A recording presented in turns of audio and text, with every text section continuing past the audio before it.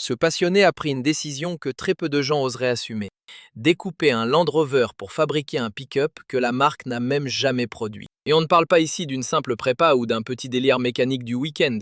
Son objectif n'est pas de modifier un véhicule existant. Son objectif, c'est de donner vie à un modèle qui, selon lui, aurait dû exister depuis longtemps. Pour ça, il est parti d'un Land Rover LR4. Et forcément, la question arrive tout de suite. Pourquoi choisir un gros SUV comme base au lieu de prendre directement un pick-up? La réponse est simple. Après avoir essayé énormément de modèles, il s'est rendu compte qu'aucun ne cochait vraiment toutes les cases. Alors que le LR4, lui, réunissait déjà presque tout. De vraies capacités off-road, du confort, une bonne base mécanique et assez de caractère pour supporter une transformation aussi folle. Son idée, c'est de créer un véhicule capable de tout faire. Partir à l'aventure, encaisser les pistes, transporter du matériel, avaler les kilomètres et rester crédible dans les terrains les plus compliqués. Sur le papier, l'idée est brillante, mais dans la réalité, c'est un chantier complètement hors norme. Parce qu'il faut être honnête, couper un véhicule comme ça en deux, ce n'est pas un projet raisonnable. C'est le genre de pari qui peut soit donner naissance à quelque chose d'incroyable, soit devenir un cauchemar mécanique. Et pourtant, il se lance. Le LR4 est ouvert, sectionné,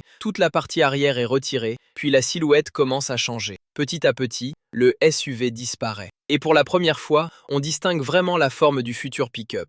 Mais là, on est encore très loin du résultat final. Il faut créer toute la benne, revoir la structure, adapter l'arrière, renforcer, ajuster, corriger.